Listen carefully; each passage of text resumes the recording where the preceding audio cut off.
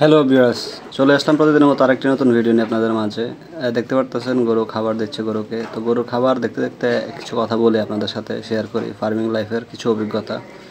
আসলে আমাদের মুসলিম প্রধান দেশ, 93% মুসলিম প্রধান দেশে কোরবানি হচ্ছে ত্যাগ, মহিমা এবং আত্মশুদ্ধির একটি পন্থা।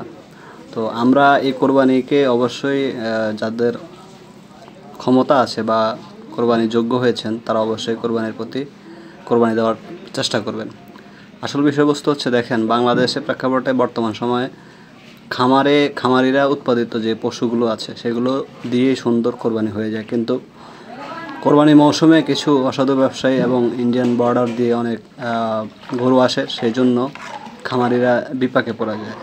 আসলে সারা বছর গোখাদ্যের যে পরিমাণ দাম, একজন খামারি নাভিশ্বাস ওঠার অবস্থা। ভালো একটা স্ট্যান্ডার্ড রেশন তৈরি করতে গেলে প্রতি কেজি খাদ্যের দাম 50-55 টাকা পড়ে যায় বর্তমানে। যদি হাই কোয়ালিটি করতে হয় সেক্ষেত্রে 60 টাকা।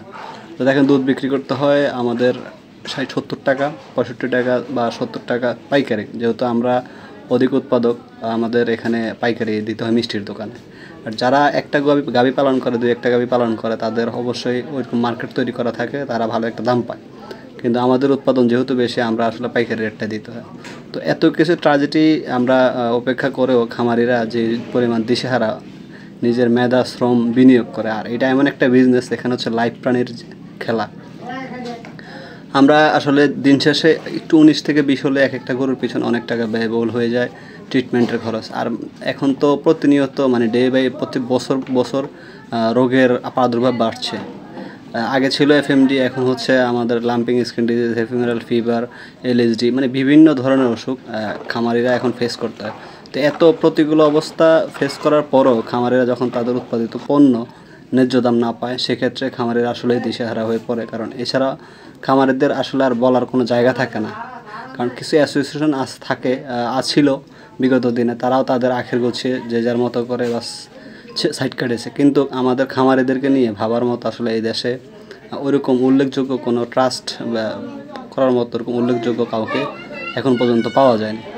তো দিন শেষে আসলে আমরা খামারিরা দিশেহারা, আমাদের বলার কোনো ভাষা নেই।